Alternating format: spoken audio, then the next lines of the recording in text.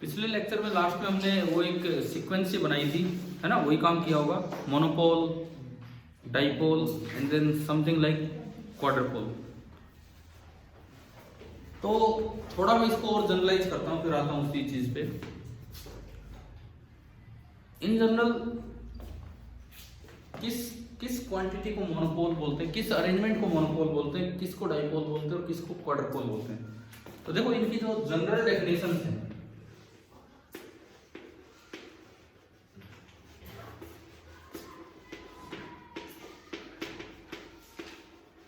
जो बहुत ही general definition है वो क्या है, कोई भी ऐसा अरेंजमेंट कि आप यहां से r डिस्टेंस दूर गए and r is very large, r is very large, और वहां आप पोटेंशियल देख रहे हो, पोटेंशियल, अगर वो पोटेंशियल इस तरह चेंज हो, वो चीज प्रोपोर्शन चेंज लगा, मैं ये दिखा रहा हूं, तो ये जो चार्ज कॉन्फ़िगरेशन होती है इसको क्या बोलते हैं, मोनोपोल। ठीक है, अगर बहुत दूर आप गए, चाहे कैसा भी कॉन्फ़िगरेशन हो, बहुत दूर आप गए और वो जो पोटेंशियल है इस तरह से चेंज हो रहा है, तो इसको क्या बोलते हैं, डाइपोल। जनरल डेफिनेशन सही। अगर आप बहुत दूर गए, यहां से r लार्ज है, मैंने ऊपर ही लिख दिया, और अगर वो पोटेंशियल इस तरह से चेंज होता है r क्यूब, इसको क्या बोलते हैं, क्वाड्रपोल। देखिए पहली चीज, दूसरी चीज, मैं मल्टीपोल एक्सपेंशन कर रहा हूं और कुछ नहीं। नंबर 4, ये एक हो गया, ये दूसरा हो गया, तीसरा हो गया, और मैं लास्ट यहां पे लिख रहा हूं कि अगर किसी अरेंजमेंट से आप काफी दूर गए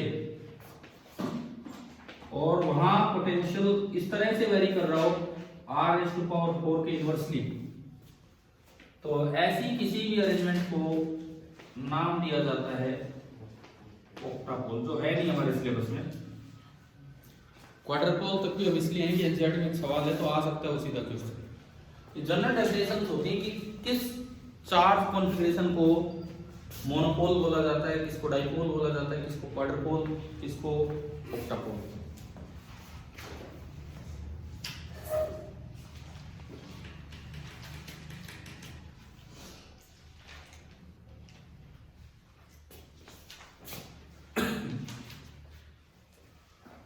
अब इसके बाद के 4 बातें दिमाग रह जाएगी ना वीडियो, तो जो मैंने बताई यहाँ पे, ठीक है। अब इन 2 पे तो मैं जाऊंगा नहीं, इस पे मैं केवल वो एनसीईआरटी वाला क्वेश्चन करूंगा, ठीक है। चांसेस कम है इन पे सवाल आने के, इस पे आएगा तो वो एज इट इज क्वेश्चन आ सकता है वही। ये आपने देखा, जो पहली चीज है मोनोपोल मोमेंट, अगर मोनोपोल मोमेंट कभी लिखना हो तो हम किस चीज को बोलते हैं, मोनोपोल मोमेंट। इन कॉन्फ़िगरेशन में ये कोई भी कॉन्फ़िगरेशन है, v इस तरह से चेंज हो रहा है, तो जो टोटल चार्ज होता है, टोटल चार्ज, उसी को हम क्या बोल दिया करते हैं, मोनोपोल मोमेंट। सिंगल चार्ज है, उसका ही पोटेंशियल ऐसे चेंज होता है, तो जो टोटल चार्ज है उसको हम क्या बोल देते हैं, मोनोपोल मोमेंट। यहां पे जो टर्म डिफाइन होती है दैट इज डाइपोल मोमेंट। किसे बोलते हैं dipole moment in general, very general definition. सुनो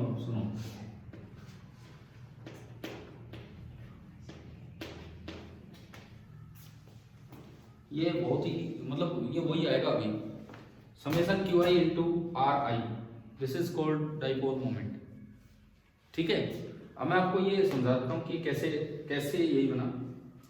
पहली बात तो ये बताओ, जनरल रिजल्ट्स आपको समझ आ गए, क्या बताया मैंने। अभी हम शुरुआत आज की क्लास की यहाँ से करेंगे, ये तो मैं उसी जनरलाइजेशन को बढ़ा रहा हूँ जो उस दिन मैं बता रहा था। ठीक है। अब इसमें आपने डाइपोल मोमेंट की ये वाली डेफिनेशन सीख ली। डाइपोल मोमेंट क्या होता है? Summation Q I into are आई। अब मैं बताता हूँ कि कैसे कैसे डेफिनेशन लगती है, क्योंकि यूं आ सकता है सवाल, क्या किसी डाइपोल का dipole moment choice of origin पर डिपेंड करता है कि ओरिजिन कहाँ है वो डाइपोल दिखाते समय? क्या किसी डाइपोल का dipole moment, does the dipole moment of a dipole depend on the choice of origin?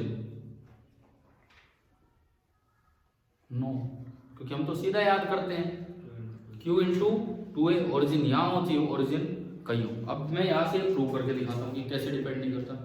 In general dipole moment होता है summation Q I into are आई। देखो सपोज ये एक्स एक्सिस है, ये वाई एक्सिस है और बाहर कहीं आपका जेड एक्सिस है। आपके दो चार्जेस आप इसमें दिखाएंगे, जो भी आप दो चार्ज दिखाएंगे, एक को आप बोलेंगे प्लस क्यू डाइपोल बनाने के लिए, और दूसरा कहीं होगा जिसको क्या बोलेंगे हम, माइनस क्यू। ठीक है। एक का पोजीशन वेक्टर हमने बोल दिया R1 और एक का पोजीशन वेक्टर हमने बोल दिया किसी भी ओरिजिन के रिस्पेक्ट में कितना, R2। क्या ये समझ में आ रहा है? एक का पोजीशन वेक्टर R1 और एक का position vector R2 with respect to any origin. तो अब ये जो आप डेफिनेशन देख रहे हो डाइपोल मोमेंट की, इसके अकॉर्डिंग अगर मैं यहां इसका डाइपोल मोमेंट लिखूं वेक्टर P, समेशन का मतलब क्या होता है? सम। और क्यू आई इंटू आर आई मतलब ये प्रोडक्ट करके सम। तो पहले 1 पे आओ, पहला ये है, तो Q into R one plus, अब प्लस क्या करेगा, दूसरा क्यू की जगह क्या है, माइनस क्यू, तो माइनस क्यू इंटू R2 हो गए। ये आपका आया Q कॉमन और अंदर क्या बचा, R1 माइनस R2। अब एक बार ट्रायंगल ऑफ वेक्टर एडिशन से आप R1 माइनस R2 वेक्टर देखिए क्या है। क्या इस वेक्टर को मैं R1 माइनस R2 वेक्टर कह सकता हूं ट्रायंगल ऑफ वेक्टर एडिशन से? भाई ये पॉइंट मान लो A है, ये पॉइंट मान लो B है, तो ये A B वेक्टर हो गया। ट्रायंगल ऑफ वेक्टर एडिशन कहता है कि एक ट्रायंगल में जो दो साइड सेम ऑर्डर में होते हैं उनका सम बराबर होता है तीसरी साइड के। तो R2 vector plus AB vector is R1 vector, तो AB वेक्टर कितना बचा, R1 माइनस R2। समझ आया? यानी कि मैं इसको लिख सकता हूं Q into AB vector. AB vector मतलब उसकी डायरेक्शन तो है A से B, समझ में आ रहा है? ये उसकी डायरेक्शन है। अगर मान लो मैं इसे नाम दूं D वेक्टर, मैं इसको नाम दूं D वेक्टर A से B, तो ये आपका आया Q इंटू D वेक्टर। अब इन जनरल हम D का मैग्नीट्यूड 2a लिख के चलते हैं, तो अगर आप यहां से मोड ऑफ P लिखें, मोड ऑफ P, तो वो तो कितना हो गया Q इंटू D, और D की वैल्यू में क्या लिख सकता हूं 2a। और डायरेक्शन ऑफ D वेक्टर है A से B मतलब माइनस से प्लस, तो जो P कैप होगा वो होगा from minus Q two plus Q। अब आप बताओ, जो आप ओरिजिनली याद करते हो, क्या यही डेफिनेशन याद करते हो कि नहीं डाइपोल मोमेंट की? समझ में आया? लेकिन अगर सवाल ऐसे आ जाए कि डज द चॉइस ना, does the dipole moment of a dipole depend on the choice of origin, तो आप इसमें ये बताओ क्या लास्ट में R1 R2 बचे हैं क्या? अगर फाइनल आंसर में R1 R2 बचे होते तो ये ओरिजिन पे डिपेंड करता, लेकिन अभी तो R1 R2 बचे ही नहीं। ये वैसा ही सवाल नहीं हो गया जैसे एक दिन टॉर्क पूछा था डाइपोल पे, उसमें भी यूं ही R1 R2 गायब हुए थे। समझ में? यानी कि this is independent of origin. Origin कहीं भी हो, तो क्या आपको एक डाइपोल मोमेंट की दूसरी डेफिनेशन समझ आ गई है? समेशन क्यू आई आर आई किसी भी ओरिजिन के रिस्पेक्ट में, और जब तक ये नेट चार्ज जीरो रहेगा कॉन्फ़िगरेशन पे, तो ये चीज इंडिपेंडेंट होगी। क्यों? अगर नेट चार्ज जीरो नहीं होगा तो क्या क्यू कॉमन आ पाएगा? नहीं आ पाएगा, क्यू माइनस क्यू में से, तो फिर ये बन ही नहीं पाएगा। तो एक तो ये बताओ क्या जनरल रिजल्ट समझ आ गए क्या? ठीक है, देखो ये देखा जाए तो एक नया ही सवाल है, आया नहीं अभी तक कि does the dipole moment of a dipole depend on the choice of origin. बच्चे या तो यस या नो ही करके आएंगे, कोई रीजन नहीं होगा, लेकिन आप एक विद रीजन इसका आंसर दे के आ सकते हैं कि कैसे ओरिजिन पे डिपेंड नहीं कर रहा है।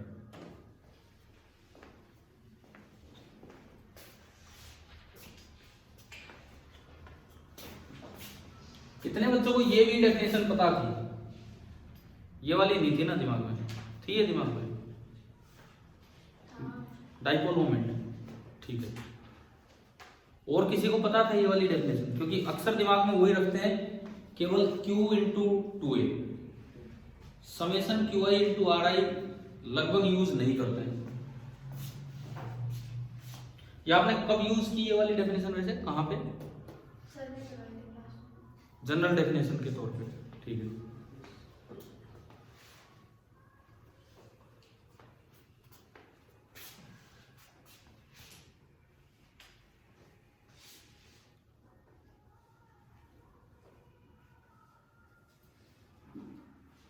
चलें आगे बढ़े। अब आते हैं हम क्वाड्रपोल पे। देखो यही डाइपोल की सबसे जनरल डेफिनेशन ये है कि कोई भी ऐसी अरेंजमेंट जिसका कि दूर वाले पॉइंट पे जाके पोटेंशियल किस तरह वेरी करे 1/r² के अकॉर्डिंग, तो ऐसी किसी भी कॉन्फ़िगरेशन को आप क्या बोल सकते हैं? डाइपोल, चाहे उस पे चार्ज 0 हो चाहे उस पे चार्ज 0 ना हो। मैं कुछ और जनरल सी बात बता रहा हूं आपको। ऐसी कोई भी कॉन्फ़िगरेशन जिसका चार्ज कॉन्फ़िगरेशन जिसका कि दूर वाले पॉइंट पे पोटेंशियल 1/r² के अकॉर्डिंग वेरी करता हो, ऐसे किसी भी अरेंजमेंट को आप क्या बोल सकते हैं? डाइपोल, चाहे उस पे चार्ज 0 हो या ना हो। हम जो पढ़ते हैं वो स्पेशल केस होता है जिसपे चार्ज कितना होता है? 0। और अगर चार्ज 0 है तो जो उसका डाइपोल मोमेंट है वो चॉइस ऑफ ओरिजिन पे डिपेंड नहीं करेगा। ऐसा तभी है जब चार्ज 0 हो। क्लियर है? उसके बाद देखते हैं आगे। नेक्स्ट जो है क्वाड्रपोल पे हमारे क्वाड्रपोल, तो उस सवाल पे आ जाते हैं ताकि क्लियर भी हो कि हाँ भाई वो अरेंजमेंट सच में क्वाड्रपोल है। अपनी बुक में आप ये निकाल लीजिए क्वेश्चन नंबर कौन सा था? 22 है, NCERT page number 89, question number 22। इसमें हम चलते हैं।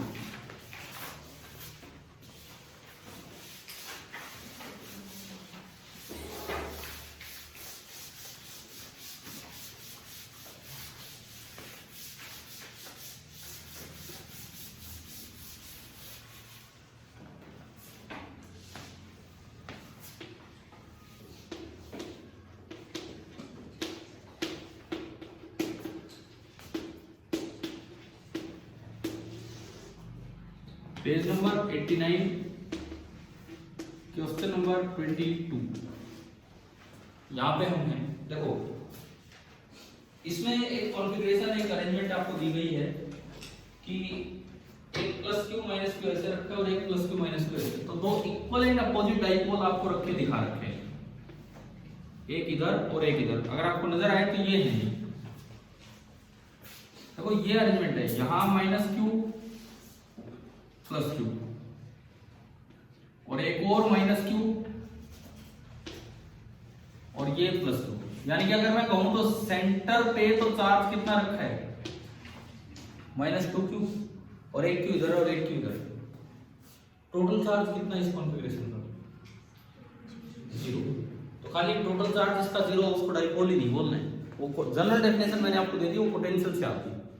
ठीक है, आप ये याद रख सकते हो, two equal and opposite dipoles constitute a quadrupole. क्या इसमें दो इक्वल एंड अपोजिट डाइपोल बन पा रहे हैं? कैसे? डायरेक्शन का अपोजिट दिखी गई, -1 इधर एक इधर, और जो इनके बीच का जो सेपरेशन है वो a और a है, तो इसका भी dipole moment q into a होगा और इसका भी dipole moment q into a होगा, है ना? तो दो इक्वल मैग्नीट्यूड के डाइपोल मोमेंट और अपोजिट डायरेक्शन में, इस चीज को हम क्या बोलते हैं? क्वाड्रपोल। अब हम थोड़ा और वेरीफाई करें, ये क्वाड्रपोल तब बोलना ठीक रहेगा जब दूर वाले पॉइंट पे इनका पोटेंशियल किस तरह वेरी करे? 1/r²। इसमें देखते हैं क्या लिखता है, obtain the dependence of potential on r for r by a greater than 1 and contrast your result with that due to an electric dipole and an electric monopole। अभी हमने सारे जनरल टर्म्स क्लियर कर दिए कि इसको क्या बोलते हैं, ठीक है? अब देखते हैं, देखो दूर वाले पॉइंट पे अगर आप मोनोपोल का पोटेंशियल लिखें तो वो होता है K into monopole moment divided by R। अब मोनोपोल मोमेंट की जगह क्या आ जाया करता है, टोटल चार्ज। दूर वाले पॉइंट पे अगर आप डाइपोल का पोटेंशियल लिखें तो वो होगा K into dipole moment upon R square. K 1/4πε0, dipole moment की जगह हम P लिखते थे और डिवाइडेड बाई R स्क्वायर। क्या आपने डाइपोल का प्रूव किया, यही आया था फॉर्मूला। तो सिमिलरली क्वाड्रपोल में जो फॉर्मूला बनना चाहिए होना चाहिए K मतलब 1/4πε0 इंटू, पहले में मोनोपोल मोमेंट आया टोटल चार्ज, दूसरे में डाइपोल मोमेंट, तीसरे में जो भी टर्म आएगी उसे क्या बोल देंगे, क्वाड्रपोल मोमेंट डिवाइडेड बाई R3। इस तरह की कोई फॉर्म बनना चाहिए। समझ में आया क्या है, इस तरह की कोई फॉर्म बननी चाहिए दूर वाले पॉइंट्स में। K into something by R3 और वो जो समथिंग होगा some product of charge into distance की टर्म्स में आना चाहिए, और जो भी ऊपर बचेगा उसको हम बोल पाएंगे क्वाड्रपोल मोमेंट। ये तो आपसे पूछा है कि R डिस्टेंस दूर पॉइंट P पे पोटेंशियल लिखना है। अब एक चीज सुनो, मैंने कुछ दिन पहले डाइपोल में आपको ये करके दिखाया था। आपकी बुक में यहां से R दिखाया गया है ना, डिस्टेंस यहां से R दिखाया गया है। इवन अगर पेपर में यहां से भी R आ जाए ना, इवन यहां से या यहां से, तो भी दूर वाले पॉइंट के लिए आंसर क्या आएगा, बिल्कुल सेम। क्या डाइपोल में नहीं किया हमने प्रूव एक बार, R थोड़ा आगे या पीछे से लेके प्रूव किया था कि नहीं, बताओ ध्यान है, तो भी शॉर्ट डाइपोल के लिए आंसर सेम आएगा। तो ऐसा ही काम यहाँ होने वाला है। चाहे आप R यहाँ से मान लो, चाहे यहाँ से मान लो, चाहे यहाँ से मान लो, फाइनल आंसर आफ्टर अप्रोक्सीमेशन क्या आना चाहिए, सेम आना चाहिए। तो क्या आपने कल ये घर से ट्राई किया, बताओ ये किया था कि नहीं किया? अरे कितने बच्चों ने किया, एक मिनट बोलो तो भी। देखो फिर वही बात हो रही है, रोज रोज कितनी बार आपको कहेंगे भाई पढ़ो, थोड़ा काम करो। अब ये जो अभी हमने सीखा जनरल रिजल्ट्स, ये क्लास से निकलोगे उससे पहले साफ हो लेंगे आपके। कौन याद करता है इतनी बातें, बोले ठीक है। इधर देखो, यहां से R डिस्टेंस दूर आपको पोटेंशियल लिखना है, तो सबसे पहली बात हम एज्यूम कर लें कि लेट, यह हमेशा लिखना चाहिए लेट V एट इंफिनिटी कितना है, 0।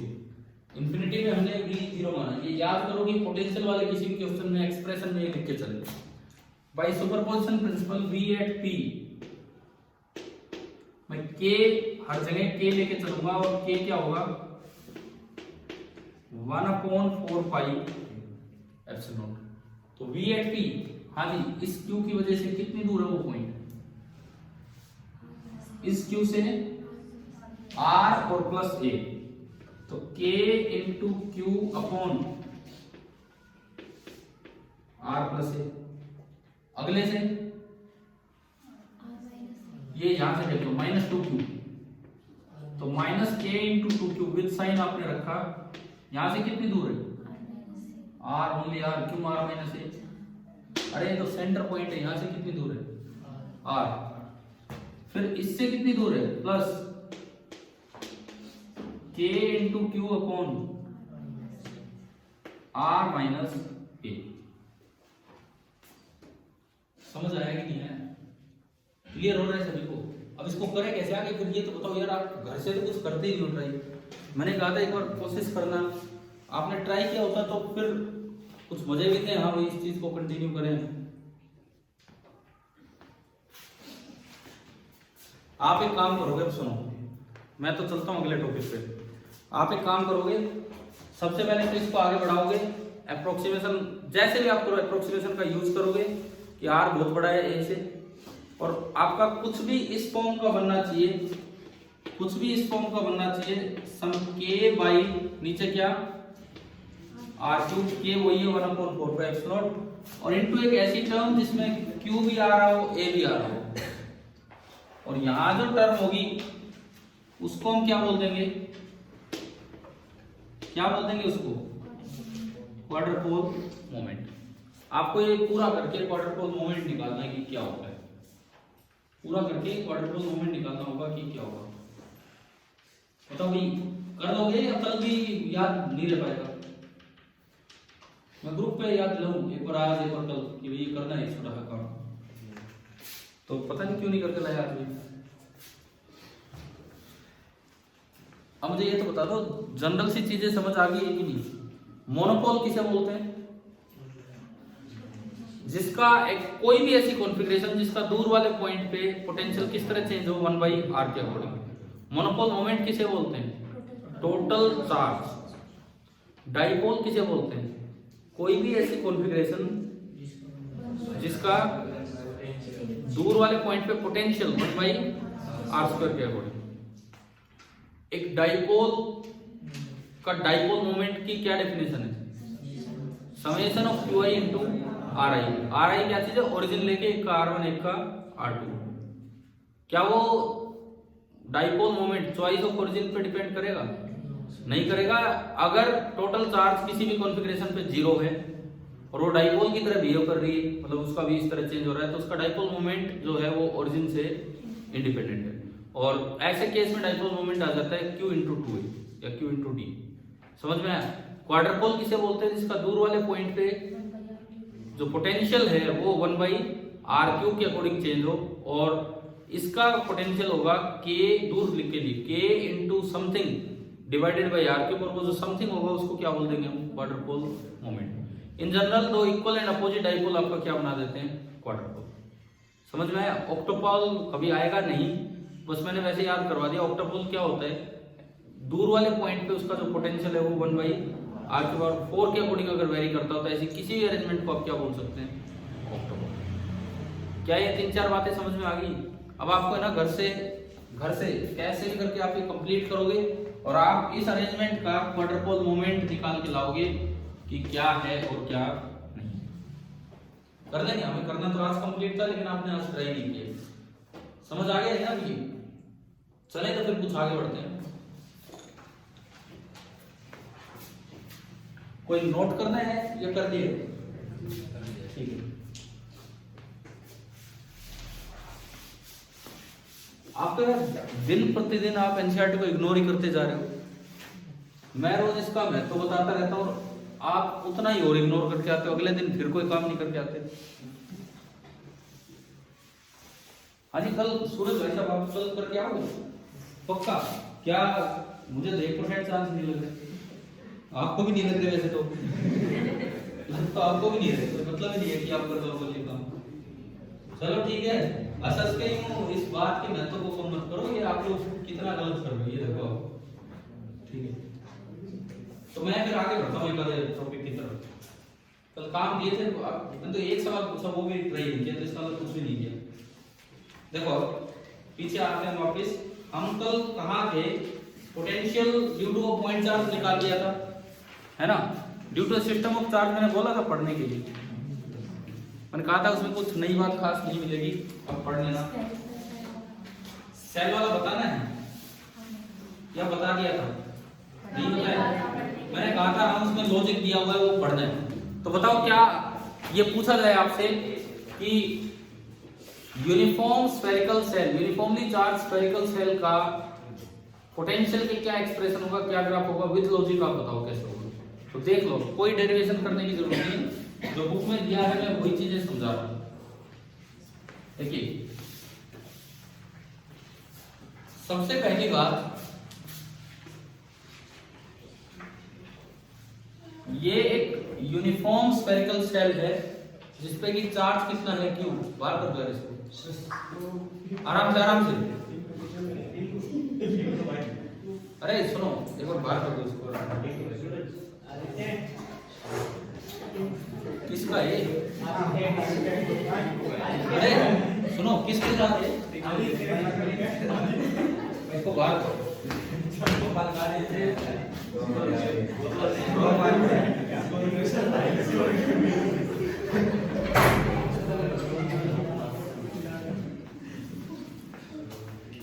चलिए अब वापिस आते हैं अपने काम पे। एक ये टोटल चार्ज इस पे है Q, ठीक है? यूनिफॉर्म स्फेरिकल सेल है, टोटल चार्ज है Q, रेडियस है इसका R। सबसे पहली बात, अगर आपको बाहर कहीं पोटेंशियल लिखना हो, ये मानते हुए कि लेट V @ इंफिनिटी, ये हमेशा बताना पड़ेगा कितना है? 0। तो हमारी फर्स्ट सेल थ्योरम ये कहती है कि बाहर वाले किसी भी पॉइंट के लिए आप सारा का सारा चार्ज समेट के कहाँ रख सकते हो, इसके सेंटर पे। फर्स्ट सेल थ्योरम है, दो सेल थ्योरम है ना आपकी, पढ़ी है कि नहीं पढ़ी हमने कभी? दो सेल थ्योरम आपकी +1 एनसीईआरटी ग्रेविटेशन में ही मेंशन कर रखी है, वहां मास के लिए सेम वैलेंट एंड चार्ज के लिए। तो देखिए, और जो रेस्निक एलिडे बुक है फिजिक्स की स्टैंडर्ड बुक है पुरानी, उसमें चार्ज के लिए मेंशन की हुई है। तो क्या होता है कि आप सारे चार्ज को समेट के रख दो सेंटर पे। ये अगर सेंटर है तो यहां से r डिस्टेंस दूर जो पोटेंशियल होगा उसका क्या एक्सप्रेशन होगा, k/r। ये इसका एक्सप्रेशन होगा k/r। सिंपल है, ये जो पॉइंट चार्ज का होता है वही। क्लियर है? Where k is 1/4 pi epsilon naught q/r। ये तो हमने यूज कर दिया यहां पे सेल थ्योरम का। हम कर क्या रहे, हम निकाल रहे हैं potential due to a uniform cell.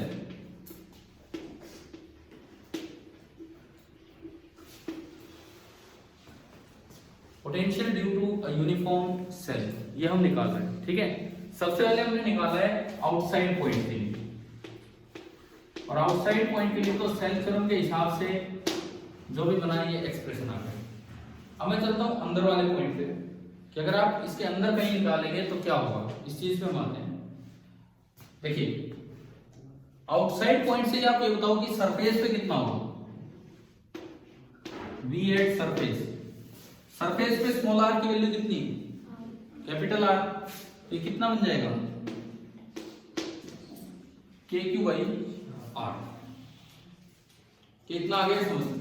ठीक है, अब हम अंदर देखें कि भाई अंदर इसकी वैल्यू क्या होगी, उसके लिए एक दूसरा लॉजिक लगाएंगे। सेकंड सेल थ्योरम ये कहती है कि एक यूनिफॉर्म सेल के अंदर नेट इलेक्ट्रिक फील्ड कितना होता है, 0। एक यूनिफॉर्म सेल के अंदर नेट इलेक्ट्रिक फील्ड 0 होता है। मैं इनसाइड वाले पार्ट पे चल रहा हूं।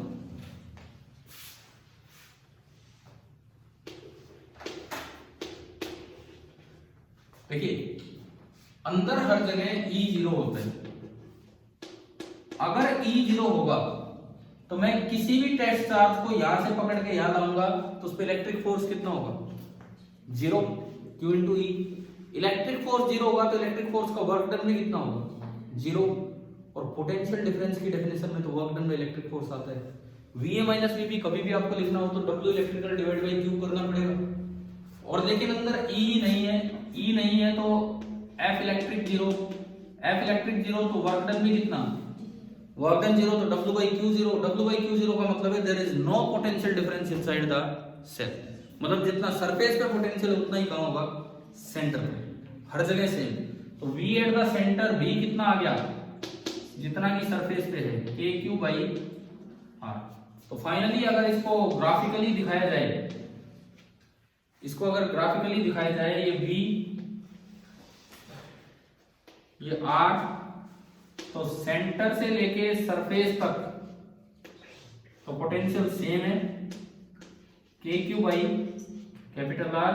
और उसके बाद अगर आप देखते हो उसके बाद तो पोटेंशियल डिक्रीज कर रहा है और वो इनवर्सली प्रोपोर्शनल है R के। अगर Q पॉजिटिव है तो ग्राफ ऊपर बनेगा और Q नेगेटिव होता तो ये नीचे बनेगा। आप बताओ क्या वो समझ आ गया? वहां से एक बार पढ़ लेते हैं, आपने घर से पढ़ा होगा शायद, लेकिन फिर भी पढ़ लेते हैं। We have seen in chapter 1 that for a uniformly charged spherical cell, the electric field outside the cell is as if the entire charge is concentrated at its center. इसको फर्स्ट सेल थ्योरम भी बोलते हैं, है ना? Thus the potential outside the cell is given by V = KQ/R। बाहर वाले point पे यही हमने लॉजिक दिया था यहाँ पे। उसके बाद where Q is the total charge on the cell and R its radius। ठीक है, इसके बाद देखो the electric field inside the cell is 0। ये हमें पता है पीछे सेकंड सेल थ्योरम में, ये electric field inside the shell is 0। This implies that potential is constant. क्यों कांस्टेंट, वो समझा दिया मैंने। E 0 तो F इलेक्ट्रिक 0 तो उसका वर्क डन 0, तो W/Q 0, तो there is no potential difference. Potential constant है inside the cell as no work is done in moving a charge inside the cell and therefore equals its value at the surface तो अंदर हर जगह potential इतना ही होगा जितना surface पर, surface पे कितना है के क्यू बाई आर। क्या विद लॉजिक आपको एक ग्राफ समझ आ गया है कि नहीं? ये तब है जब ये होलो स्फीयर हो, सेल के लिए, ठीक है। चले हम आगे बढ़े। मैंने आपको 16 एग्जांपल दिए थे, क्या करते हो 3 तक, थर्ड भी दिया था, तो मुझे लगता है सेकंड हो गया होगा, बताओ। कई तो ऐसे देखते पढ़ के बता देते मेरे से होगा कि नहीं होगा, घर से देखने की थोड़ी जरूरत है, मैं तो वही क्लास में बता दूंगा मेरी प्रॉब्लम आनी थी कि नहीं आनी थी। इतनी भी तो तगड़ा टैलेंट है। हाँ सेकंड में तो शायद आप कर ही देते, नहीं आता प्रॉब्लम है ना। थर्ड लेकिन हम डिस्कस करेंगे, बिकॉज इस तरह के सवाल चांसेस हैं पूरे की इस तरह के कोई सवाल आ जाए। देखो एग्जांपल 2.3 यहां हम चलते हैं और मैं आपको ये बताऊंगा कि बिना फॉर्मूले लगाए थोड़ा डायग्राम से समझेंगे कि इसमें क्या क्या चीजें पूछी गई। देखते हैं उसको।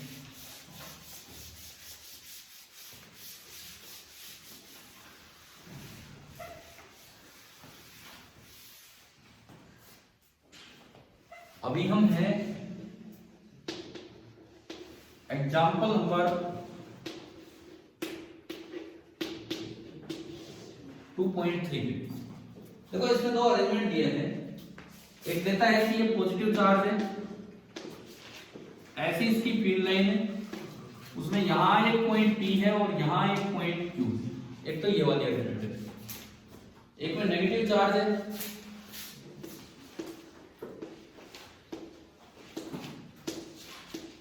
यार संडे था तब भी आप काम देख के ही नहीं आते कि क्या दिया था क्या नहीं। ये A है और ये B है। एक बार अभी बताओ कितने बच्चों ने सोल्व एग्जांपल 2.3 का एक एक पार्ट कर दिया? कर दिया, हो गए, सारे हो गए, ठीक है। 2 बच्चों ने किया, आपने भी किया, देखते हैं। आपने किया पीछे, मुझे नहीं किया, स्कूल भी नहीं गए, स्कूल भी नहीं गए, यहाँ भी नहीं किया, फिर किया, क्या फायदा? देखो सुनो, give the sign of potential difference Vp minus Vq and Vp minus Va। तो एक चीज आप दिमाग में रखो, इलेक्ट्रोस्टैटिक फील्ड की डायरेक्शन में पोटेंशियल डिक्रीज करता है, ये चीज बिल्कुल दिमाग में बैठा लो। इलेक्ट्रोस्टैटिक फील्ड की डायरेक्शन में पोटेंशियल डिक्रीज करता है। क्यों क्यों करता है डिक्रीज? क्यों करता है डिक्रीज? उसका कारण भी सुनो। आप यूं बनाते आए हैं कि Va माइनस Vb, जो इसकी डेफिनेशन है, work done by external force in bringing the charge from V to A with the condition slowly divided by Q। ऐसा है कि नहीं? पढ़ा है ना ये हमने। अगर खाली Va लिखना होता तो इंफिनिटी टू A लिख देते, क्योंकि V इंफिनिटी आप कितना मानते हो? 0, और नहीं तो ये, ठीक है। अगर इसको इलेक्ट्रिकल में कन्वर्ट करना हो तो ये होता है negative of W electrical B to A, और उसमें कंडीशन हट जाती है डिवाइड बाई Q। ये भी बताई थी अगली डेफिनेशन। और अगर आपको ये माइनस भी हटाना हो तो ये बनता है W इलेक्ट्रिकल A से लेके कहां तक? B तक। अब हम समझते हैं A से B। मान लो मैं इस फील्ड के इधर देखूं, ये वाला जो अरेंजमेंट है उसमें मैं अगर देखता हूं, देखिए A से B अगर मैं जाऊं, A से B मुझे लिखना है Va माइनस Vb, और मैं जा रहा हूं A से B किसी भी पॉजिटिव चार्ज को लेके, तो मुझे W इलेक्ट्रिकल पे ध्यान देना है A से B में, इस डेफिनेशन के अकॉर्डिंग। ये बताओ, ये पॉजिटिव चार्ज अगर मैंने यहां रखा तो उस पर फोर्स किधर लगेगा? फील्ड की डायरेक्शन में, फील्ड से अपोजिट? बोलो। पॉजिटिव चार्ज को अगर मैं लेके चलूं A से B तो उस पर फोर्स किधर लगेगा? फील्ड की डायरेक्शन में या फील्ड से अपोजिट? फील्ड की डायरेक्शन में। फील्ड की डायरेक्शन तो उधर है, फोर्स उधर लग रहा है और आप डिस्प्लेसमेंट इधर करवा रहे हो। वर्क डन पॉजिटिव है कि नेगेटिव? तो ये वर्क तो आ गया नेगेटिव और क्यू है पॉजिटिव, यानी कि ओवरऑल ये वैल्यू क्या आई? नेगेटिव आई, यानी कि Va माइनस Vb क्या आ गया? नेगेटिव। बोलो, Va माइनस Vb क्या आ गया? नेगेटिव। इसका क्या मतलब है? Va कम है और Vb ज्यादा है। इसका क्या मतलब है? Va कम है, Vb ज्यादा है। मतलब VB ज्यादा है, VA कम है, मतलब जब आप फील्ड की डायरेक्शन में चलते हो तो पोटेंशियल डिक्रीज होता है। समझ आ गया कि नहीं? विद लॉजिक समझ आ गया कि नहीं कैसे? तो अब डायरेक्ट आंसर आएंगे ए पार्ट का। पहले देखा VP माइनस VQ, देखो P से Q आप गए, फील्ड की डायरेक्शन में पोटेंशियल डिक्रीज होगा, मतलब यहां अगर 10 वोल्ट है तो यहां 6 वोल्ट होगा, कुछ भी होगा, कम होगा। तो VP माइनस VQ क्या होगा, पॉजिटिव की negative? Positive. 10 minus 6 positive. Second में पूछा है VB minus VA, VB minus VA, again आप फील्ड की डायरेक्शन में जा रहे हो, तो VB अगर 10 वोल्ट है तो VA कितना होगा, कम होगा ना, फील्ड की डायरेक्शन में आप जा रहे हो, तो VB माइनस VA क्या होगा, पॉजिटिव। क्या समझ आ गया? यानी कि पहले सवाल को आंसर करने के लिए हम डायरेक्ट एक बात याद रखें कि along the direction of electric field electric potential decreases, चाहे वो फील्ड पॉजिटिव चार्ज का हो चाहे वो नेगेटिव चार्ज का, रिजल्ट हम याद रखें। क्या ये पहला पॉइंट समझ आ गया? उसके बाद second, give the sign of potential energy difference of a small negative charge. अब फिर वही बात है, देखो आपने ये पढ़ा था VP minus VR is equal to UP minus UR upon Q, पढ़ा था कि नहीं? तो एक दो दिन पहले। तो आप इस Q को इधर मल्टीप्लाई कर दो, तो UP माइनस UR बराबर कितना हो गया, Q into VP minus VR। और चार्ज को भी साइन रखना होता है। और इस अगले सवाल में बोला है कि आप एक पॉजिटिव चार्ज को लेके चले हो कि नेगेटिव को, कैसे को, नेगेटिव को। तो अगर आप माइनस से मल्टीप्लाई करोगे तो जो इसका सिंबल था, साइन था, उससे अपोजिट साइन हो जाएगा। यानी कि जो आंसर फर्स्ट पार्ट के आए हैं उससे अपोजिट आंसर किसके हो जाएंगे, सेकंड पार्ट। क्या समझ आ गया? अगर आप पॉजिटिव चार्ज को लेके चले होते तो सेम आंसर आ जाते जो कि फर्स्ट पार्ट है। क्या सभी को क्लियर हो रहा है कि नहीं? हो गया। तीसरा पॉइंट पढ़िए अपनी किताब में क्या है। थर्ड पॉइंट पढ़ो भी, क्या दिया है, give the sign of work done by the field. ध्यान से देखना है, work done by the field in moving a small positive charge from Q to P। अब देखो पॉजिटिव चार्ज, ये देखो इस डायग्राम पे ध्यान दो। पॉजिटिव चार्ज लेके चलना है, पॉजिटिव चार्ज लेके चलना है, कहां से कहां लेके चलना है, Q to P। Q to P जब आप पॉजिटिव चार्ज लेके चलोगे, work done by the field पूछा है, आप अपने दो फोर्स बनाया करो। इलेक्ट्रिक फील्ड किधर है, उधर, तो पॉजिटिव चार्ज पे फील्ड की डायरेक्शन में फोर्स लगेगा या अपोजिट? अरे अपोजिट क्यों लगेगा? पॉजिटिव चार्ज पे फोर्स हमेशा फील्ड की डायरेक्शन में लगता है, नेगेटिव चार्ज पे अपोजिट। फील्ड जिधर है इधर है, पॉजिटिव चार्ज पे फोर्स किधर लगेगा, उधर। ये तो लगा F इलेक्ट्रिक, आप धीरे धीरे चला के लाते हैं तो आपको F एक्सटर्नल किधर लगाना पड़ेगा, इधर। तो अगर मैं यहाँ पॉजिटिव चार्ज रखूं तो मेरे पास फोर्सेस दिख गए मुझे। अब दोबारा पढ़ो सवाल में क्या पूछा है कि give the sign of work done by the field in moving positive charge कहां से कहां, Q टू P।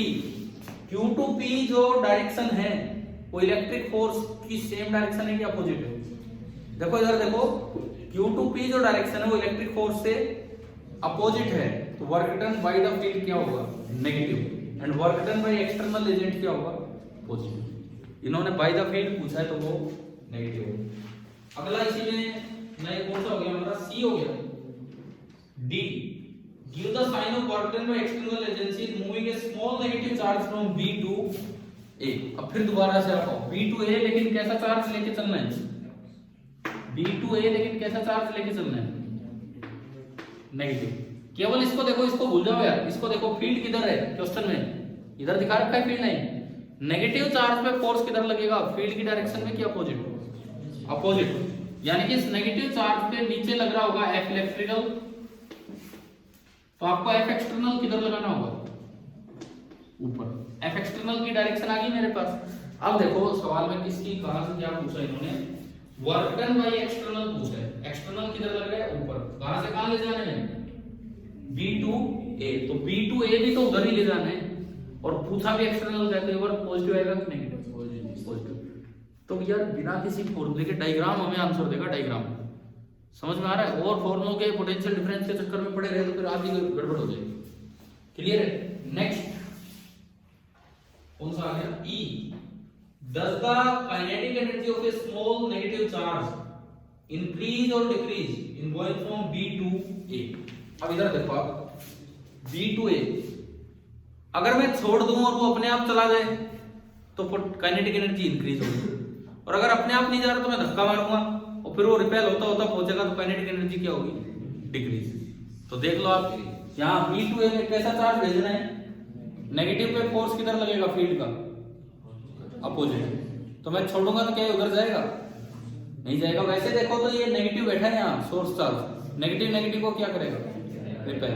तो अगर मैं भेज भी दूं धक्का मार के तो उसके रिपल्सन के कारण इसकी स्पीड क्या होगी, कम होगी। तो बी से जब वो ए पे पहुंचेगा तो एनर्जी, काइनेटिक एनर्जी कम होगी। अगर सवाल होता कि यहाँ एक पॉजिटिव चार्ज छोड़ा है बी पे तो वो अपने आप अट्रैक्ट होके उधर भाग जाता तो उसकी स्पीड क्या हो जाती, इंक्रीज, यानी कि उसकी काइनेटिक एनर्जी इंक्रीज होती। तो आप बताओ कि आपको ये पूरा सवाल समझ आया कि नहीं। एग्जाम्पल नंबर 2.3 थोड़ा इस तरह कर लेते हैं तो जरा ठीक ही था। मैं ये और पूछ लेता हूँ कि 2.2 में कोई प्रॉब्लम है किसी को, हो गया सभी का, कोई बात हो रही है, देखते बता देते हैं, हो जाएगा तो। आदित्य नहीं करते ना वैसे, सारे करे थे, वो क्वार्टर बोल वाला किया था। मैं 4 सवाल देता हूँ यार, उसमें कहते हो बस करे थे, कितने किए थे? मैं आपको वो बिस्कुट दे रहा हूँ खाने के लिए होता नहीं कहीं नाश्ता करने जाते सारा खाया तो कोई सोचेगा क्या है, भूख आ गया पता नहीं, मैंने उधर छोड़ के आना है कुछ, वो आगे खा रहे करते ही नहीं यार, गिनती का काम वो भी नहीं कर रहे। चलो कोई नहीं, अब देखो आगे बढ़ते हैं थोड़ा सा, और मैं फिर कह रहा हूँ कल क्वार्टर पोल वाला काम पूरा करके लाना, ठीक है। अगला टॉपिक क्या है आपकी किताब में, इक्विपोटेंशियल सरफेस, और इसके बाद है relation between field and potential. Equipotential surface and relation between field and potential, ये मैं आज आपके लिए छोड़ रहा हूं जस्ट रीडिंग करने के लिए कि आप पढ़ोगे, ठीक है। कल नहीं दिया था ना ये काम, दिया था ये, कितने बच्चे पढ़ गए हैं भाई, फिर वही काम हो रहा है। मुझे तो लगा मैं पीछे का ही नहीं करके लाए तो इतना सब कहां किया हो। तो भाई बताओ, क्या आप मुझे एक आइडिया दे दो इससे, क्या इक्विपोटेंशियल सरफेसेस देख के इलेक्ट्रिक फील्ड की डायरेक्शन का अंदाजा हो जाता है? हाउ कैन वी जज the direction of electric field by observing the equipotential surfaces? ठीक है, बिल्कुल सही जवाब। हाउ कैन वी जज the magnitude of electric field by observing the equipotential surfaces?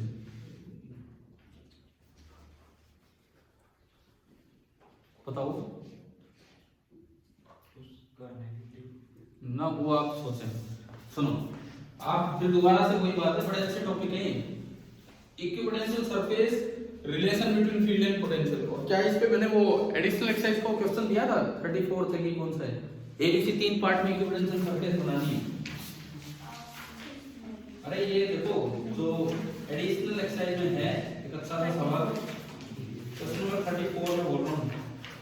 हाँ 34 ये कल नहीं बोला होगा नहीं, तो भाई ये काम आपको करना है। मैं यार आपको पढ़ने के लिए इसलिए बोलता हूँ, तभी तो आपको लेक्चर की इंपॉर्टेंस पता लगेगी कि क्या समझ आ रहा है, जो खुद पढ़ने से हो सकता है इतना क्लियर ना भी हो, लेकिन पढ़ के भी नहीं आते हम। मैं चल रहा हूँ आगे बढ़ता हूँ, क्योंकि मुझे थोड़ा सा काम भी कंप्लीट करवाना है, नहीं तो पोटेंशियल ही पूरा होने में दिक्कत हो जाएगी। तो नेक्स्ट देखो, potential energy of a system of charges, potential energy of a system of charges अगला टॉपिक है, ठीक है।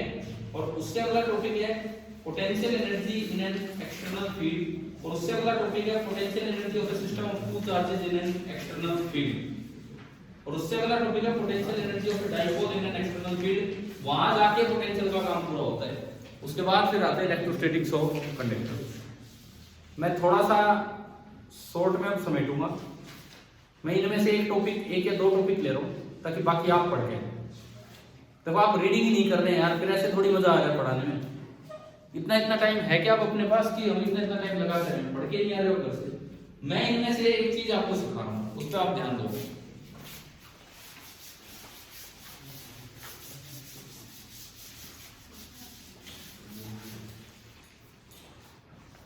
सबसे पहली बात, इलेक्ट्रिक पोटेंशियल एनर्जी किसी भी कॉन्फ़िगरेशन की, उसका मतलब क्या है?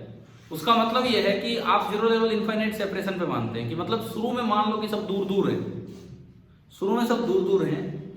अब अगर उन सबको उस पर्टिकुलर कॉन्फ़िगरेशन तक धीरे धीरे अरेंज करने में जो आपको वर्क करना पड़ा होगा अगेंस्ट इलेक्ट्रिकल फोर्सेस, वही क्या होगी उस सिस्टम की पोटेंशियल एनर्जी। क्या बिल्कुल शुरू में भी ऐसे ही डिफाइन किया था हमने, एक सिंगल पॉइंट चार्ज था उसको उठा के लाए थे तब भी तो ऐसे ही डिफाइन किया था। तो सेम यही डेफिनेशन इसकी है। अब मान लो जैसे ये एक कॉमन क्वेश्चन है बोर्ड एग्जाम का, जैसे मैं आपको बताऊं, मैं सीधा इस पे आ रहा हूं, टॉपिक नंबर आप इस पे आओ, page number 65, potential energy of the system of two charges in an external field. मिल गया ये, मिल गया ना एक टॉपिक। अब ये बोर्ड एग्जाम में यार ये काफी कॉमन क्वेश्चन है, ये कई बार आ जाता है इस तरह से कि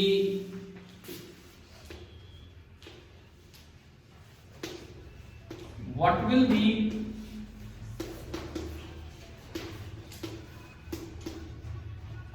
the potential energy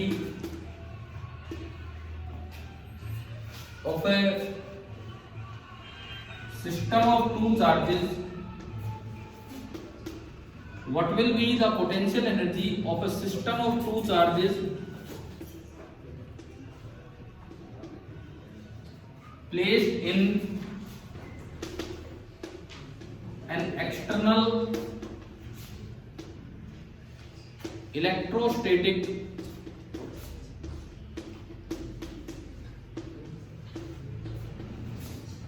configuration।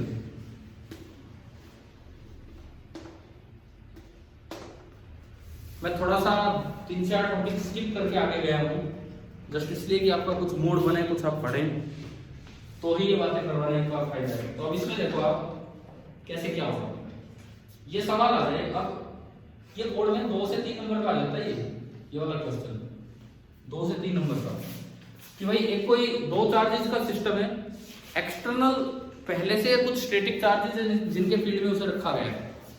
तो इसका तरीका देखिए अब करने का क्या है, इसका solution.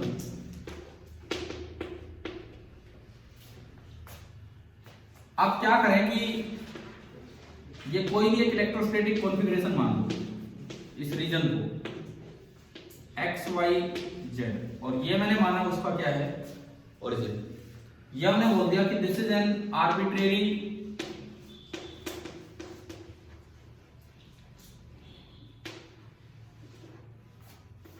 Electrostatic configuration. This is an arbitrary electrostatic configuration जिसमें मैंने सोर्स चार्ज नहीं दिखाए, कहां कहीं है इसमें, ठीक है। मैंने इसमें 2 पोजीशन मानी, कोई भी मैं इसमें कहीं भी 2 पोजीशन मान रहा हूं। देखो सपोज ये कोई पोजीशन है, पोजीशन नंबर 1, और ये कोई मैंने पोजीशन दिखाई पोजीशन नंबर 2। इनके मैं पोजीशन वेक्टर दिखाऊं तो ये वेक्टर आपका क्या है R1, और ये वेक्टर क्या बनेगा, तो लिखने की जगह ही कम बन गई है R2। अब थोड़ा और क्लियर बना देंगे, डायग्राम में जगह रख के, ये आपका बनेगा R2, ठीक है। थोड़ा सा मैं बड़ा बनाता हूं डायग्राम। देखिए मैंने एक आर्बिट्रेरी इलेक्ट्रोस्टैटिक कॉन्फ़िगरेशन माना है,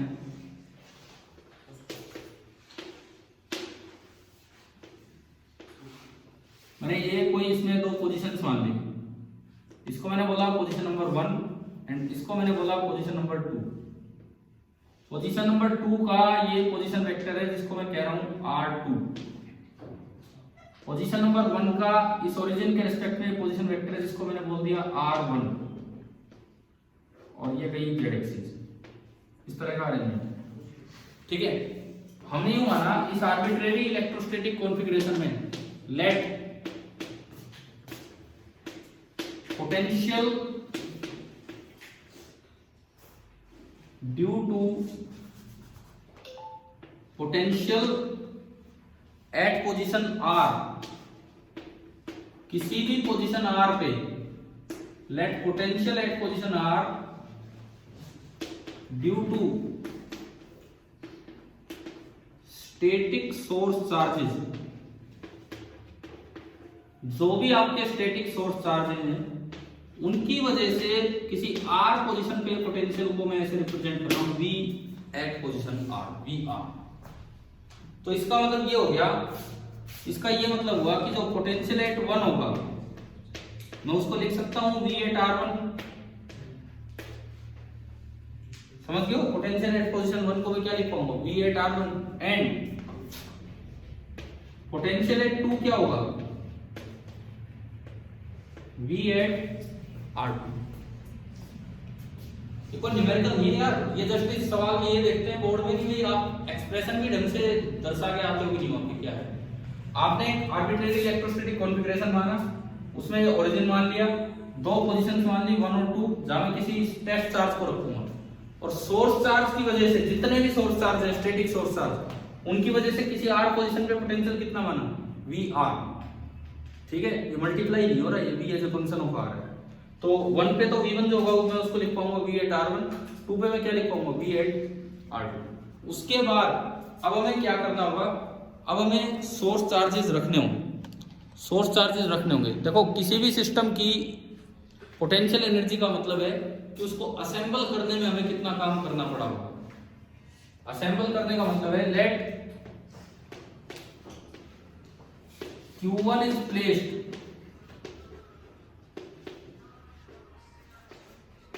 एट पोजीशन 1। हमने माना कि पोजीशन 1 पे तो आपने रखा है Q1 को, और जो Q2 है Q2 वो हमने माना है कि वो आपने रख दिया है at position 2। And Q2 is placed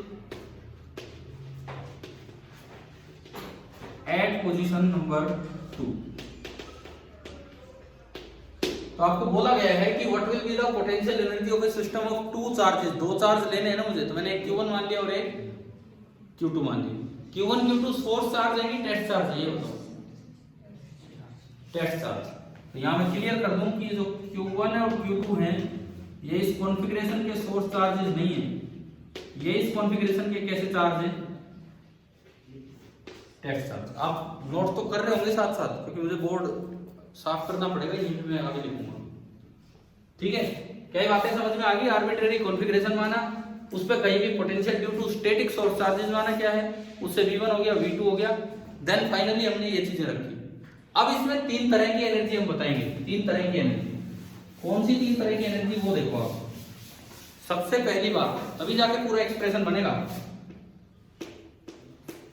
सबसे पहली बात,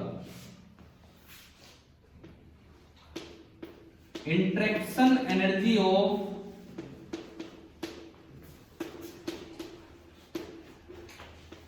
Q1 with the external field. जो भी आपको कॉन्फ़िगरेशन दिया था उसके साथ Q1 की इंटरेक्शन एनर्जी मतलब पोटेंशियल एनर्जी, जिसको मैं डिनोट करूंगा U1 से। इसका क्या मतलब है, इसका मतलब है वो एनर्जी की अगर बस ये फील्ड प्रेजेंट होता तो Q1 को इंफिनिटी से 1 तक लाने में आपको कितना वर्क करना पड़ता। अब आप ये बताओ, इस फील्ड की वजह से 1 का पोटेंशियल कितना है, इस फील्ड की वजह से 1 का पोटेंशियल कितना है, हमने लिखा था वी एट R1 लिखा था, वो मिटा दिया। तो वी एट R1 का मतलब है कि अगर मैं यूनिट चार्ज को उठा के लाता तो मुझे इतना वर्क करना पड़ता। तो अगर यूनिट चार्ज को यहां तक इंफिनिटी से यहां तक लाने में वी एट R1 वर्क करना पड़ा, तो किसी Q1 चार्ज को लाने में कितना वर्क हो जाएगा, Q1 से मल्टीप्लाई कर दे, यूनिटरी मेथड, सिंपल। ठीक है, तो जो U1 बनेगा, U1 that will be equal to Q1 into V at R1। आपकी बुक में इस तरह का जो टॉपिक है उसमें पहला टॉपिक इतना सही है, पोटेंशियल एनर्जी एक्सटर्नल फील्ड में केवल एक सिंगल पॉइंट चार्ज की बोली। पोटेंशियल एनर्जी एक्सटर्नल फील्ड में केवल एक सिंगल पॉइंट चार्ज की, वो यही है। आप बताओ एक बार, ये बात समझ में आई है क्या? एक्सटर्नल फील्ड के साथ ओनली Q1 जो आप यहां रखोगे उसकी इंटरेक्शन एनर्जी ये होगी, क्योंकि वहां का पोटेंशियल है V, मतलब यूनिट चार्ज को इंफिनिटी से वहां तक लाने में वर्क करना पड़ेगा V, तो Q1 को वहां से यहां तक लाने में वर्क कितना करना पड़ेगा, Q1 into V। सिमिलरली जो सेकंड टर्म आपकी बनेगी, सेकंड टर्म वो बनेगी interaction energy of Q2 with the external field. हाँ भाई क्या होगी, ऐसे ही लिखते हम, एक्सटर्नल फील्ड की वजह से वहां पोटेंशियल कितना है, V8R2। V8R2 है ना, हमने मिटा दिया वो यहां से। तो यूनिट चार्ज को इन्फिनिटी से यहां तक लाने में तो वर्क करना पड़ता VR2, तो Q2 को लाने में कितना वर्क करना पड़ा होगा, Q2 इंटू V8R2। तो जो U2 बनेगा, U2 that will be equal to Q2 into V8R2। इसके अलावा एक और एनर्जी रह गई है। आपने एक्सटर्नल फील्ड के साथ तो दोनों का इंटरेक्शन करवा दिया, लेकिन जब आप Q1 को लाके बैठा चुके थे और फिर जब आप Q2 को लाके बैठा रहे थे, तो क्या Q1 खुद सोर्स चार्ज का काम करने लगेगा कि नहीं? भाई जब आप Q1 को लेके आए तब तक Q2 नहीं था, मान लो पहले हम यूं आए, Q1 को लेके आए, Q2 नहीं था, तो जो एक्सटर्नल स्टैटिक चार्ज थे वही सोर्स का काम कर रहे थे, और उनकी वजह से तो मुझे पोटेंशियल पता था, तो उससे काम चल गया। लेकिन Q1 को लाने के बाद जब आप Q2 को ला रहे थे, तो क्या Q1 बैठा है कि नहीं वहां, बैठा है ना। इसका मतलब उसके लिए सोर्स चार्जेस में एक और बढ़ गया, जो गिवन स्टैटिक चार्ज है वो तो है, साथ में उसके लिए सोर्स और कौन बन गया, Q1। तो जब Q2 को लेके आओगे तो यहाँ का पोटेंशियल खाली VR2 नहीं रहेगा। VR2 तो किसकी वजह से है, VR2 तो किसकी वजह से है, जो इस सिस्टम के एक्सटर्नल स्टैटिक चार्ज थे, लेकिन वहां पोटेंशियल में थोड़ी और वृद्धि होगी, थोड़ी और बढ़ोतरी होगी, किसकी वजह से, कौन आ चुका था, Q1, और Q1 की वजह से यहाँ पोटेंशियल होगा KQ1 अपॉन जो भी ये डिस्टेंस है। ठीक है, तो एक इसको तो अलग रहने दो, एक तीसरी तरह की एनर्जी हम यहाँ बोल देते हैं, मैं उस पर आ रहा हूं। थर्ड, देखिए थर्ड जो टाइप ऑफ एनर्जी है वो सुनो अब आप। तीसरी जो एनर्जी मैंने यहां बोली है उसको बोलते हैं mutual interaction energy. Mutual interaction energy मतलब Q1 Q2 की आपस के इंटरेक्शन की वजह से जो एनर्जी है, वो लिखना कैसे पॉसिबल है वो सुनो। मैं उस एनर्जी को डिनोट कर देता हूं U12 से, मैं उस एनर्जी को डिनोट कर देता हूं U12 से। ठीक है, उसका मतलब है कि अब आप सोर्स के स्टैटिक चार्ज भूल जाओ, अब यूं मानो कि ओनली कौन बैठा है यहाँ, Q1। Q1 की वजह से यहाँ पोटेंशियल कितना होगा, KQ1 अपॉन R, और ये R कितना होगा ये आप देख सकते हो, ये R कितना होगा ये आप देख सकते हो। कैसे भाई, पोजीशन वेक्टर बना लो, 1 से 2 का पोजीशन वेक्टर ये, और ये देखो by triangle of vector addition, इसमें ये जुड़ेगा तो ये आएगा, इसमें ये जुड़ेगा तो ये आएगा, तो ये जो वेक्टर होगा ये क्या बना, R2 माइनस R1। क्या समझ आ गया?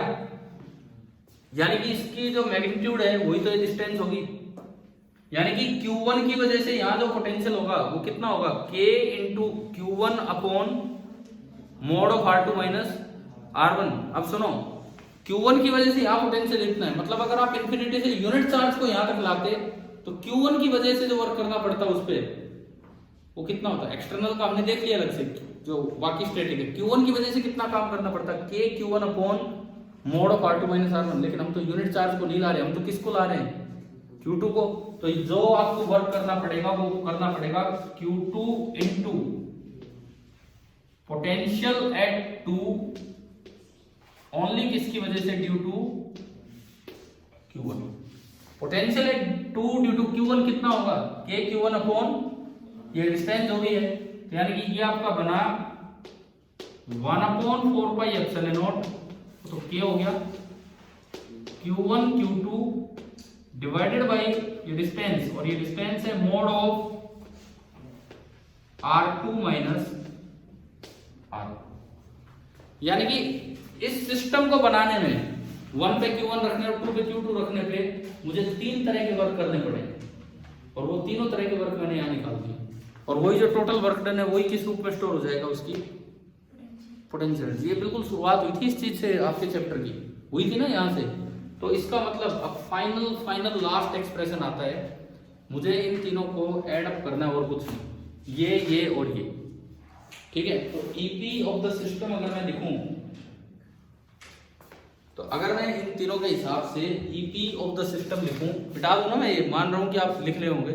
ठीक है, तो जो ईपी बनेगी, फाइनल ईपी जो बनेगी सिस्टम की, क्या लिख के आनी चाहिए? First term Q1 into V at R1। ये V मल्टीप्लाई नहीं हो रहा है, ये V एट पोजिशन R1 है। फर्स्ट टर्म आपकी बनी Q1 into V at R1। Second term interaction दूसरे की Q2 into V at R2 plus third term. अब म्यूचुअल इंटरेक्शन की क्या बनेगी? अभी अभी आपने निकाली थी म्यूचुअल इंटरेक्शन वाली, 1/4 pi epsilon not Q1 Q2 upon mode of R2 minus R1। भाई ये फाइनल इसका एक्सप्रेशन होगा। अब बोर्ड में इतनी सी चीज आपको 2 या 3 नंबर दे जाती है, लेकिन बात यह है कि आप उसको कितना एक्सप्लेन करके आ रहे हो, 3 पार्ट्स में लिख के भी आ रहे हो कि नहीं लिख के आ रहे हो। इन एनर्जी को इस तरह से दिखा के आना होगा, पहले बताना होगा VR क्या माना है, फिर ये 3 पार्ट जो हमने बताया, फिर लास्ट में इकट्ठा करना है। ठीक है, और ये V मल्टीप्लाई नहीं हो रहा, मैं फिर बोलता हूँ ये V1 है, ये V8 R1, वो V2 है। तो आप बताओ क्या आपको ये टॉपिक आया क्या समझ, आया कि नहीं आया? बताओ। ठीक है, देखो ये मैंने बहुत सी चीजें स्किप कर दी समय की कमी के कारण, नहीं तो टॉपिक और भी आसानी से बड़े अच्छे से समझ में आते हैं। क्योंकि आप एक बार अपनी बुक में नजर डालो, पहला टॉपिक 2.8 में, 2.8 को भी छोड़ो, देखो 2.7 टॉपिक क्या है? 2.7 potential energy of a system of charges. उसमें हम सीखते हैं कि दो की आपस की इंटरेक्शन एनर्जी क्या होती है, उसमें ये सीखते हैं। और वो फॉर्मूला आता है K Q1 Q2 upon R distance, वो उसी पेज पे नीचे लिखा होगा, है ना, उसी पेज पे K Q1 Q2 अपॉन जो भी डिस्टेंस है R1। ठीक है, सबसे पहले हम ये सीखते हैं। अगले पेज पे इक्वेशन 2.22 में दिया है ये U = 1/4 pi epsilon Q1 Q2 upon R1। क्या ये बात आई समझ? फिर हम जाते 2 से ज्यादा पे चलते हो, ठीक है, वो अभी किया नहीं हमने। उसके बाद हम आते अगले टॉपिक पे और 2.8 पे, potential energy in external field, जिसमें पहले हम पढ़ते हैं potential energy of a single charge. और उसमें आप केवल ना इतना सीखते हैं कि अगर एक सिंगल चार्ज किसी एक्सटर्नल फील्ड में रखा है तो उसकी एनर्जी कितनी होती है? Q into V। ठीक है, यही बता रखा होगा इन्होंने लास्ट तक। देखो अगले पेज पे इक्वेशन 2.27 है, Q इंटू V8 है ना ये। फिर उसके बाद क्या है? Potential energy of a system of 2 charges in an external field. और इसके जो लास्ट में जो एक्सप्रेशन है उस पे नजर डालो क्या ये है कि नहीं। इन्होंने इसको R12 लिख दिया बुक में, इसको R12 लिख दिया शॉर्ट में, और कुछ नहीं, जो आपका ये बन रहा है। तो अब आप मुझे ये बताओ, क्या यहां तक समझ आ गया है? ये मेनली ये वाला टॉपिक समझ आया कि नहीं आया? इससे पिछले 2-3 टॉपिक अपने आप कवर हो गए। अब मैं आपको पढ़ने के लिए दे रहा हूं, आप पढ़ के आओगे, फिर कल हम अपना पोटेंशियल वाला पार्ट फिनिश कर रहे होंगे बिल्कुल पूरा। ठीक है, अभी इसमें जो एक लास्ट टॉपिक है, सबसे लास्ट, फिर उसके बाद इलेक्ट्रोस्टैटिक ऑफ कंडक्टर वो स्टार्ट हो गया। उससे पहले क्या लिखा हुआ है? Potential energy of a dipole in an external field. वो इससे अलग थोड़ी है। अगर डाइपोल बनाना है एक्सटर्नल फील्ड में तो Q1 Q2 की जगह क्या रख दो? एक तो Q रख दो और एक -Q। समझ में आया? पेपर में इस तरह से आ जाए पूरा 3 नंबर का क्वेश्चन। एक पार्ट तो ये है, what will be the potential energy of a system of 2 charges placed in an external electrostatic configuration। B part, ये A पार्ट होने के बाद B part, if the two charges form a dipole, if the two charges form a dipole, यही वाला सवाल है। if the two charges form a dipole and the external electrostatic configuration is a uniform field, if the two charges form a dipole and the external electrostatic field is uniform, then find the expression for potential energy of the dipole। समझ में आया? A part आपने note कर लिया, हम कल यहीं से कंटिन्यू करेंगे और पहले B पे आएंगे। इसमें आप लिख ले जाओ B पार्ट क्या है। ये तो हो गया, ये आपने नोट कर लिया। इसके बाद जो अगला सवाल यहाँ का बनता है इसी का B पार्ट, मैं बोलता हूँ आप एटलीस्ट नोट तो करके ले जाइए, ट्राई भी कीजिए कैसे क्या होगा।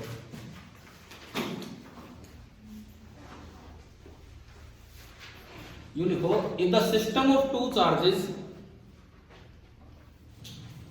If the system of two charges, मैं इसी के बारे में बोल रहा हूं B part. If the system of two charges form a dipole, form a dipole and the external electrostatic field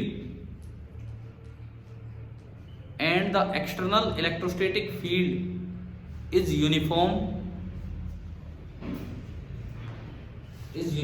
comma find the expression for